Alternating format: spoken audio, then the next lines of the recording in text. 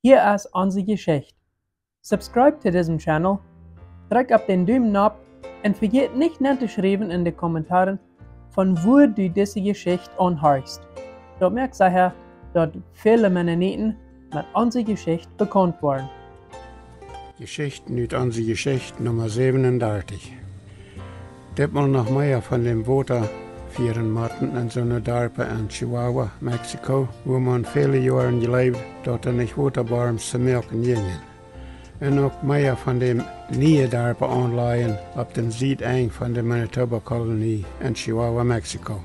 Want dat wat in de 1940 jaren geen Waterbarms geeft in zo'n dorpen als Genodenveld en Genodentol, wo nemen de Lied durch all diese Jahren all ihr Water her für ihrem Hüsgebruch, für all ihre Pied, Rinder, Schop und Vaterfei.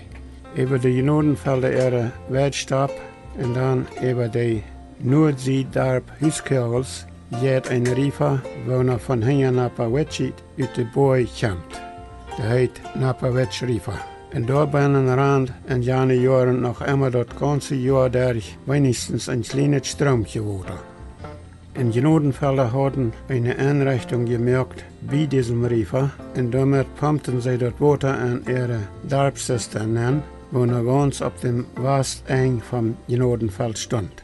Und von diesem Zister hatten einige von den notsten Obers mit halbsolche Zinkrohren das Wasserbad auf ihrem Hof abgeleitet. Aber viele andere Nobers holten ihr Wasser jahrelang von diesem sogenannten Darpzister. Noch andere Nobers am Darp hatten ihre eigene Einrichtung gemerkt, bei diesem Riefer, womit sie von dort das Wasser in ihre eigene Zisterchen pumpten auf ihrem Hof. Auch Isaac Wallen hatten, ich glaube mit Abraham Wallen Taub, eine so eine Einrichtung.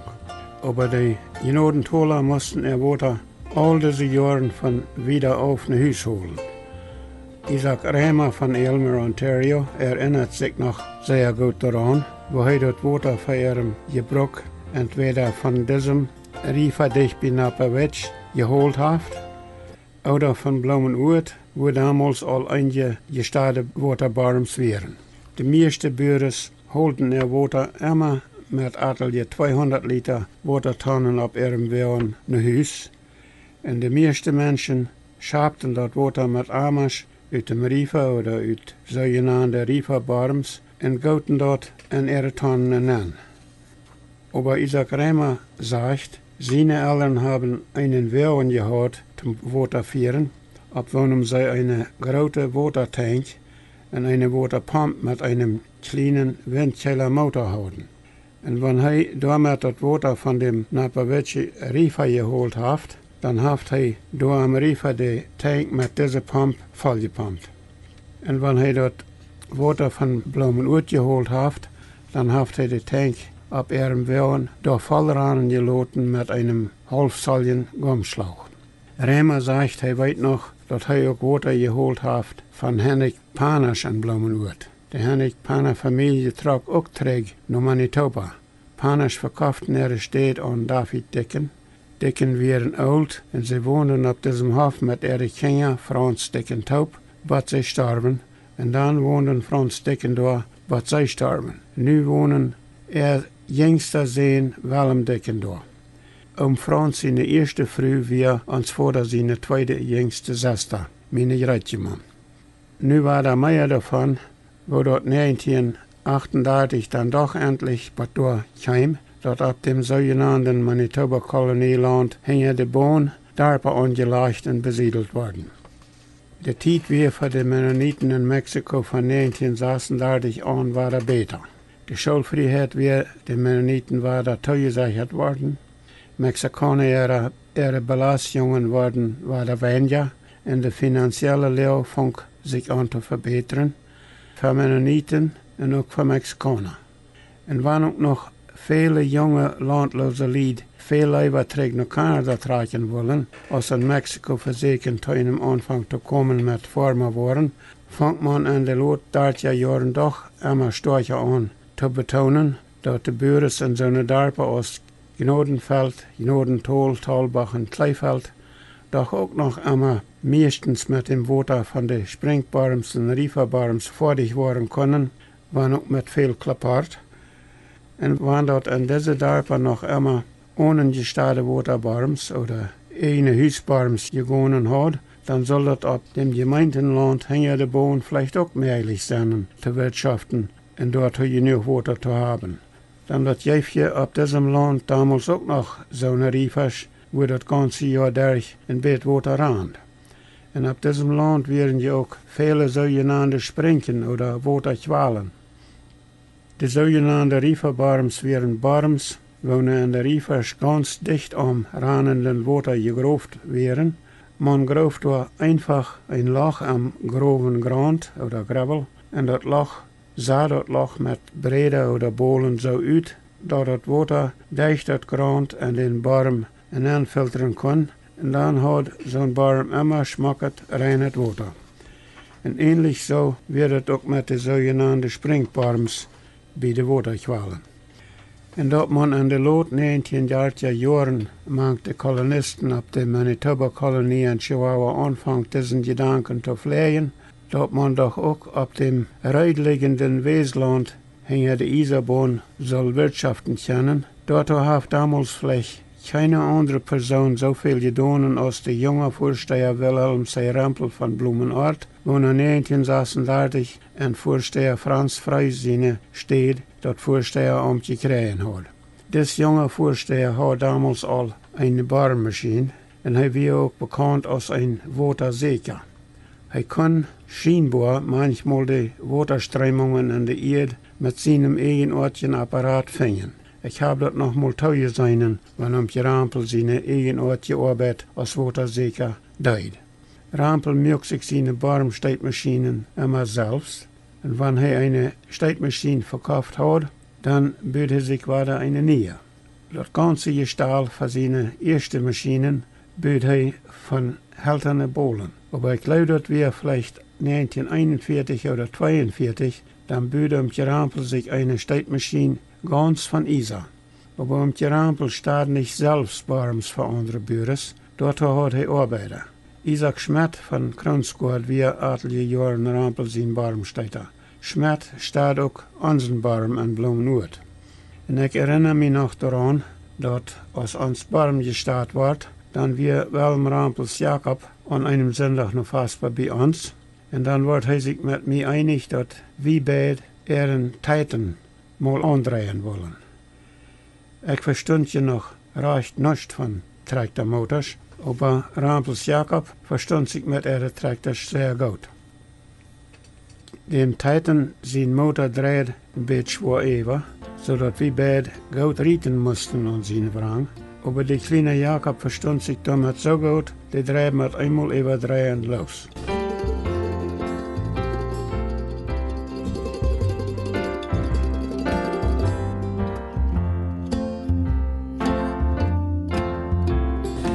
Aber nu war der Träg noch, wo man auf der Manitoba-Kolonie anfängt, reiten worden, zum Hängen der Isarbahn auf der Gemeinde ihrem großen Fleck Weesland Darpa anzuleihen.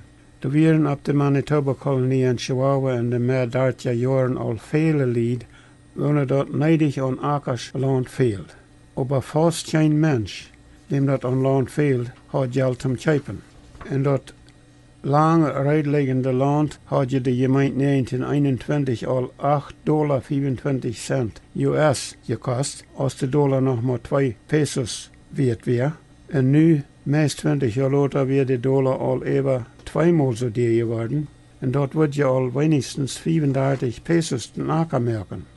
Auch danach, wenn die ganze Zeit keine Zinsen angerechnet worden wären. Aber man wusste dort ganz bestimmt, dass kein Anfänger für so einen dieren Preis würde Land kaufen wollen und auch nicht kennen. Man hat in jenen Jahren bestimmt noch Siedlungsland kaufen gekonnt von der Zuluaga-Familie in der Umgegend und auch für weniger als 15 Pesos den Acker. Dann eine private Gruppe Büros hat jedoch 1936 noch dort Land für das Dorf Altneu Nummer 34 für 5 Pesos den Acker von angekauft. Aber die Leiders, Vorsteher und Oms dachten, sie können dort nicht reich werden, mehr Land zu kaufen, wenn sie noch immer Dutzende Acker Land reidliegen haben. Und sie hatten auch nicht das Geld, um noch mehr Land zu kaufen. Und dann wurden die Däner sich einig, So wurden ihr Land hinter de Boon voor 15 pesos den Acker verzekerd te verkopen. En om dat Land kopen ook voor de armste Anfänger möglich zu machen, würden sie die Tollungsbedingungen so leicht machen als möglich. Sie machen die Tollungsbedingungen so, dass die Käufer ihr Land mit 20% von jeder Art an die Gemeinde betollen können und dass sie keine Zinsen an ihre Landschuld tollen brauchten. Aber diese Bedingungen, so dacht man, ab diese Bedingungen, so dacht man, soll jeder einer, auch der armste Anfänger, Land kaufen können. Dann, wenn man noch wo Land pachten kann zum Ackern, dann muss man ja auch wenigstens 20% von der Art aufgeben. Und so ein Pachtgeld muss man pünktlich aufgeben, ohne dass man selbst irgendwas dabei hat. Und wenn man, und es steht, jeder Jahr ein Viertel von der Art aufzugeben, damit sein Land betonen und dadurch zu einem Land kommen kann, dann soll doch jeder einer lieber kaufen wollen als pachten. Also man will den Preis und auch die Tollungsbedingungen so viel leicht merken, dass keiner sagen soll, er kann nicht kaufen. In Niendorp, Nummer 1 wird all ein paar Jahre Eier angemeten und einen Anfang gemerkt mit Ansiedeln. Aber ich glaube, der Dorper Silberfeld 26, Kronsgaard 27 und Weidenfeld 28 wurden im Jahr 1938 alle angemeten. In bijna wenige Jahren war all das Land für diese 4 neue Dorper verkauft und besiedelt. Und die meisten von den Käufer waren jungbefriede Lied, aber im bedienenden Port waren auch ältere Bürgers. Wo merkt sich das dann in diese neue Dorper mit dem Water? Was an diese Dorper irgendwer Waterbarms mögt, das geht nach etliche Jahren. Während die ersten Jahren mussten alle Pioniere ihr Water von Springbarms nach Hause holen. Und ich weiß nicht viel Einzelheiten von wo die Kronsgaarder und Weidenfelder mit ihrem Water fertig geworden sind, aber zwischen Weidenfeld und Kronsgaard ist hier ein kleiner See, ein Lake.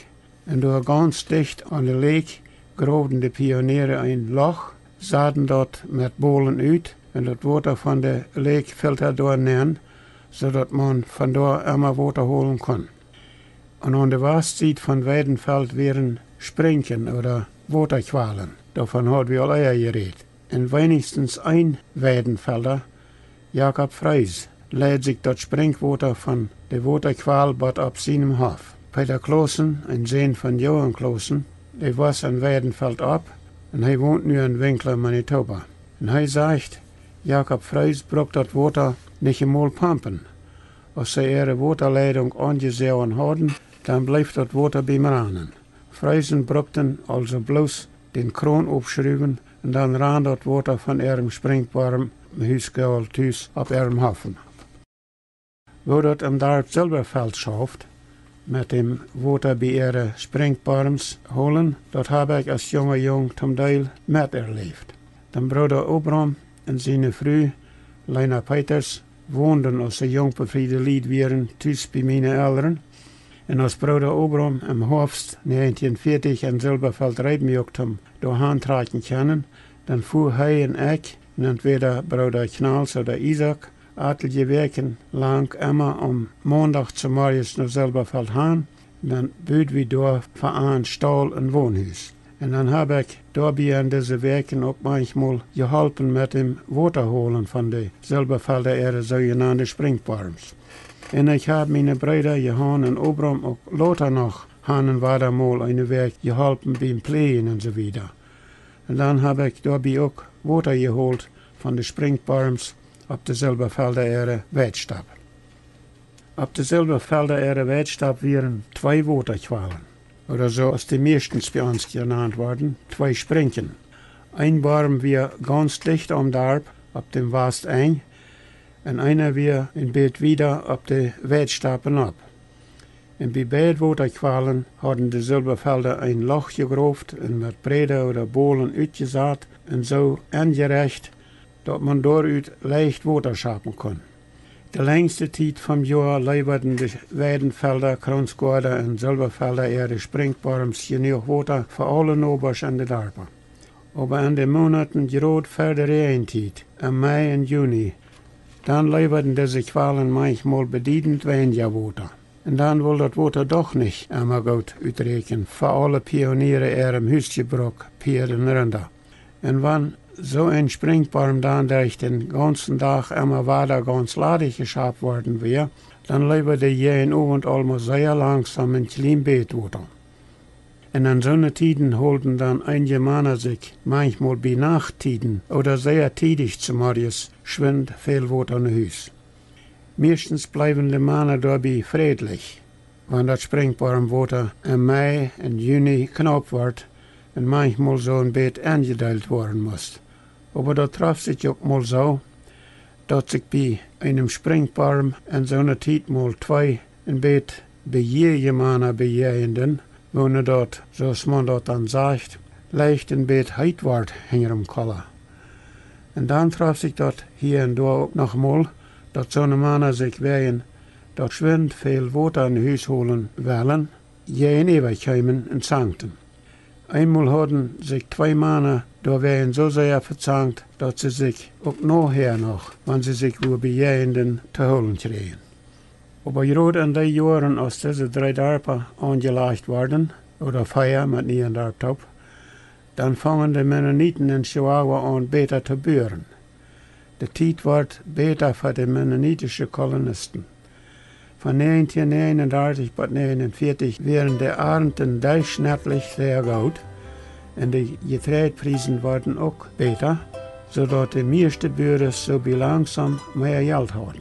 Und als da mehr Geld wäre, dann fangen immer mehr Bürger an, Geld zu investieren und versuchen, ihren eigenen Hausbaum zu merken oder merken zu lassen.